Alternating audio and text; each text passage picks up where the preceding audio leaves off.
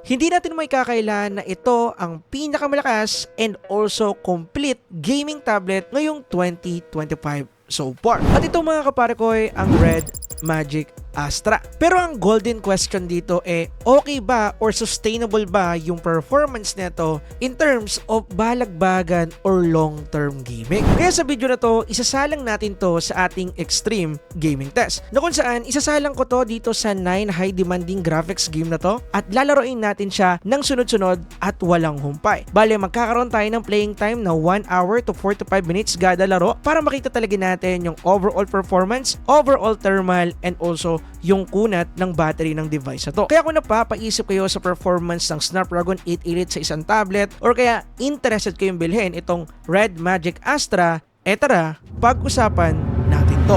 So, quick recap lang para sa mga kaparkoy natin na hindi pa napanood yung full review. Ginamitan to ng Snapdragon 8 Elite leading version. And currently, ito yung pinakamalakas na Snapdragon chip dahil hindi pa nilalabas sa global yung Snapdragon 8 Gen 5. Meron na rin tayo ditong LTPO OLED screen display na merong 2.5K resolution display. And yes, all the way po naka 2.5K resolution tayo dito dahil walang option na bababa to sa 1080p. And kahit naman meron, hindi ko pa rin naman siya ibababa para makita natin yung overall performance nato sa gantong resolution. At pagdating naman sa battery nito, meron tong 8,200 mAh power battery capacity at mamaya malalaman natin kung okay nga ba talaga yan pagdating sa balagbagang gaming. Now, yung preparation naman na ginawa namin bago namin simulan yung extreme gaming test, unang-una, syempre, sisimulan namin yung ating extreme gaming test sa 100%.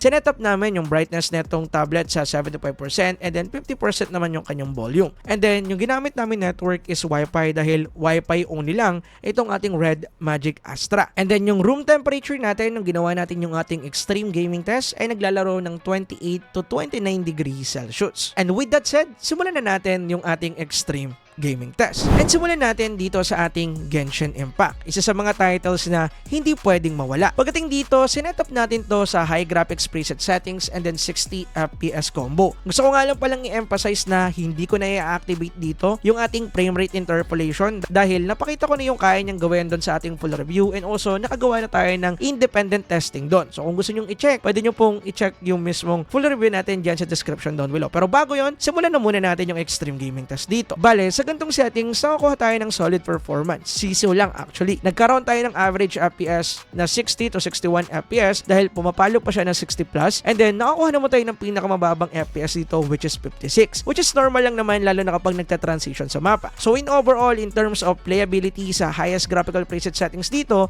walang ka-problema. Sisiw yan dito sa ating Red Magic Astra. And then, after ng 30 minutes sa paglalaro, nakakuha tayo dito ng 36 to 37 degree Celsius. Then, after namin mag-check ng temperature, iniba lang namin yung graphic settings, sinet lang namin ng medium pero naka 60 FPS combo pa rin, and then naglaro ulit kami. So, gusto ko lang linawin dito sa part na to na lalaroin namin ng tigi-isang oras yung WUWA, Genshin Impact at saka solo leveling dahil sila yung mga mabibigat na titles so far dito sa lineup natin. And kada 30 minutes ng paglalaro sa kanila, binabago namin yung kanilang graphic settings para makita natin yung performance neto in different kinds of settings which is high and also medium. Anyway, pagdating sa medium and 60 FPS settings dito sa ating Genshin Impact, mas naging stable yung nakuha nating FPS dito. Naglaro na lang siya most likely sa 60 to 61, same nung high setting siya. Pero yung drop natin dito, kapansin-pansin na hindi na pumalo ng 56. Actually, yung pinaka nakita ko mababa dito is 59 FPS kahit nag-review na kami ng footage. So meaning, mapa-high and also medium settings man, wala tayong magiging problema kung ano yung gagamitin nyo na settings kapag maglalaro tayo ng Genshin Impact using this device. Anyway,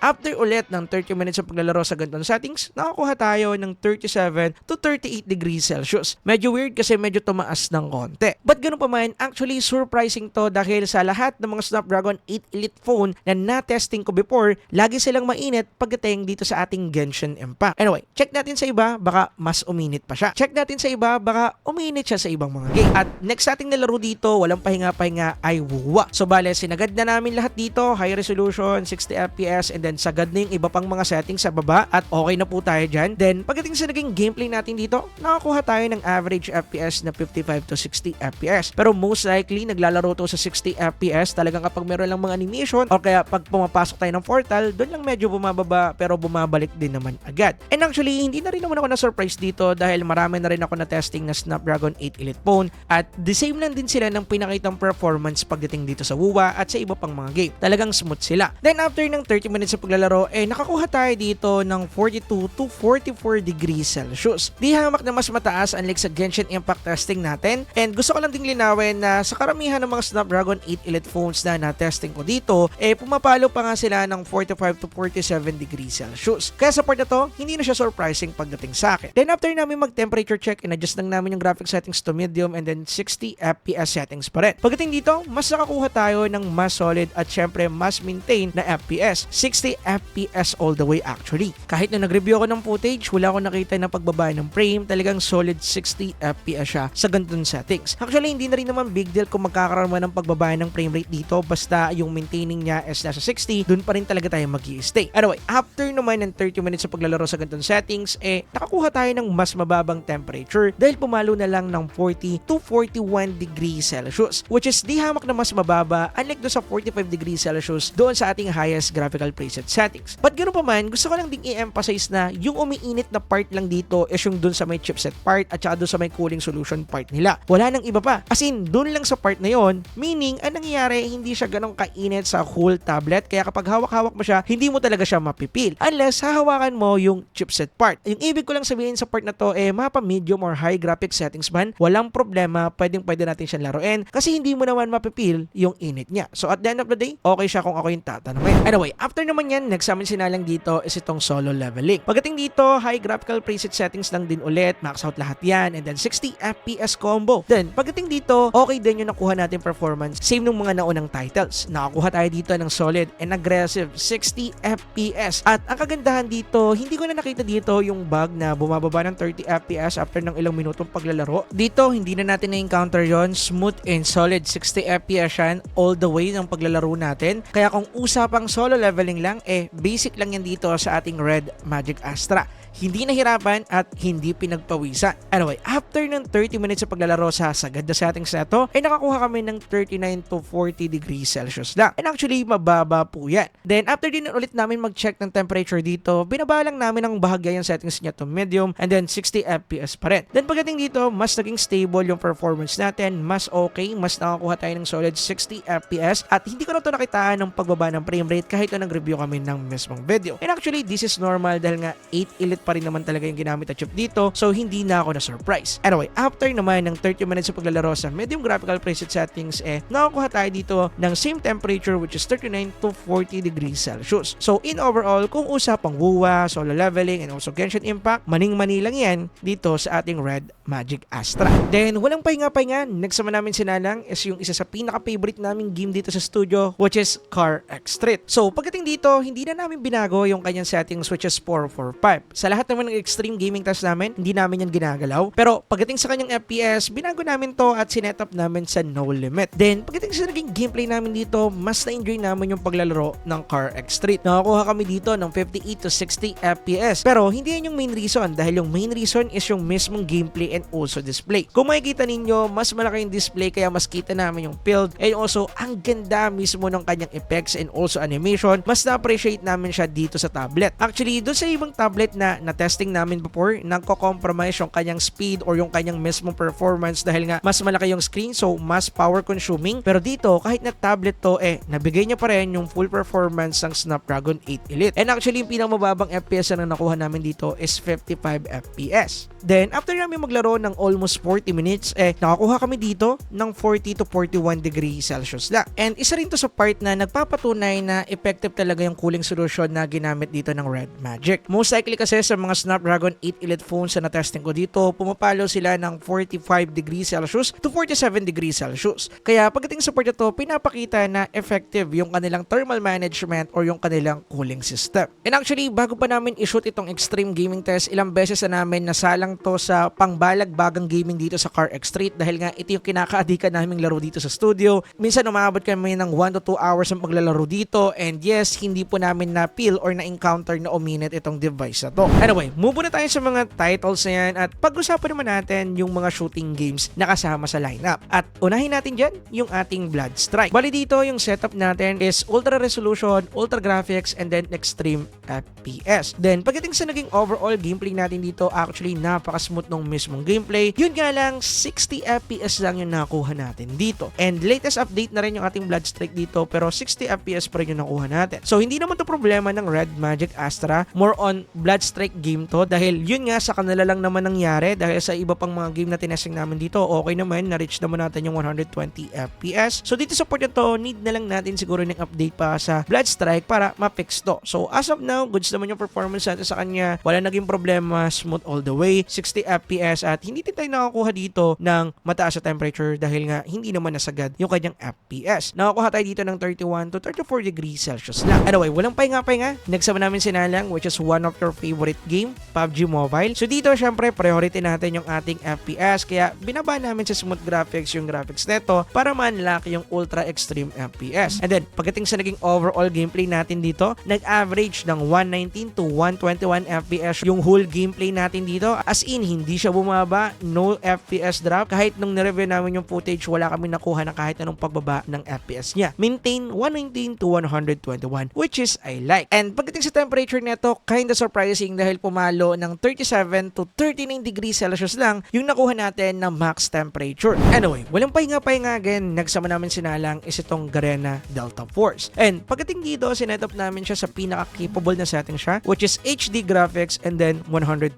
FPS. Nga pala, available na nga rin pala dito yung 144 FPS settings pero hindi pa siya unlock sa ating Red Magic Astra. By the way, nakasetup po yung screen natin sa 165Hz all the way. Simula dun sa una natin paglalaro hanggang dulo ng gameplay natin. Kaya yes, hindi na valid agad yung comment mo na isetup mo kasi ng 165. No, hindi pa rin siya unlock dito. Anyway, pagdating sa naging gameplay natin, medyo mas sad ng konti dahil kahit na nakaset sa 120 FPS yung FPS settings natin, nakakuha lang tayo ng 60 FPS sa actual gameplay. Same problem natin to sa Blood Strike and same lang din yung reason kung bakit natin to nakuha at yes, problema po ito ng mismong game, hindi ng mismong device dahil napakita naman natin dun sa ibang game na na-unlock naman nila yung pinaka-capable FPS sa kanila. So dito sa port na to, mag-aantay talaga tayo ng update para dun sa mga game developer and for sure, dadating yung update na yun dahil nga syempre, Snapdragon 8 Elite yung ginamit dito and for sure, meron lang silang konting mga minor problem pagdating sa part na to. So antayin na lang natin yung fix nila and update ko na lang din dyan sa comment section if meron na. Anyway, after ng ilang round ng paglalaro, nakakuha tayo dito ng 34 to 35 degrees Celsius lang which is not surprising dahil hindi naman ganun na bigla or nagamit yung full capability nung mismong chipset na meron dito sa tablet na to. Kaya sa part na to, yeah, reasonable siya.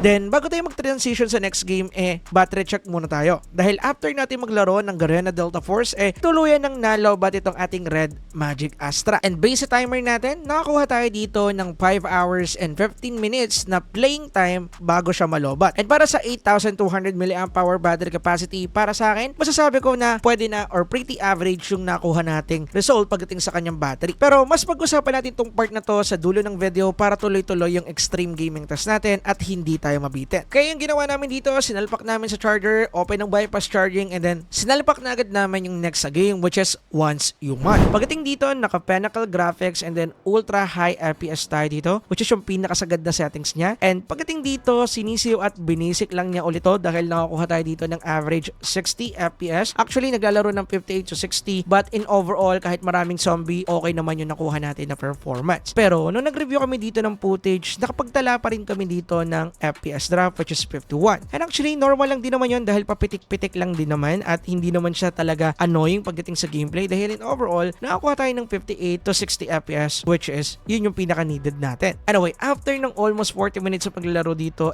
dito tayo nakakuha ng pinakamataas sa temperature sa lahat dahil pumalo to ng 44 to 45 degrees Celsius. So, hindi naman to surprising para sa akin dahil una, isa tong PC game na compressed para maging isang mobile game at pagdating dito sa part na to, kados pa rin ako sa Once Human dahil nga maganda yung optimization nila pagdating sa part na to dahil kung makikita natin yung graphics, yung mga supported settings, nasusupport naman yan ng tama ng Red Magic Astra. So, dyan talagang iinit tayo dito dahil nga medyo mabigat pa rin yung mismong game. And ito rin naman talaga yung need nating makita pagdating sa performance and also cooling efficiency ng Red Magic Astra. Anyway, yung last game naman na sinalang namin dito is itong Call of Duty Mobile. Marami kasi nagre-request request kaya sinama pa rin namin. Bali dito, smooth graphic settings and then ultra extreme FPS yung sinetup natin sa kanya. Then dito, nakakuha tayo ng 120 FPS pagdating sa MP mode at 120 FPS din pagdating sa VR mode. And yung reason kung bakit 120 nga pala yan yung unique na kakayahan ng mga Snapdragon 8 Elite at saka ng Dimensity 9400 and 9400 Plus and also ng 9500. Kaya hindi na siya surprising sa part na to. And syempre, dahil nga hindi naman ganun kabigatan itong Call of Duty Mobile, maning-mani lang to dito sa ating Red Magic Astra,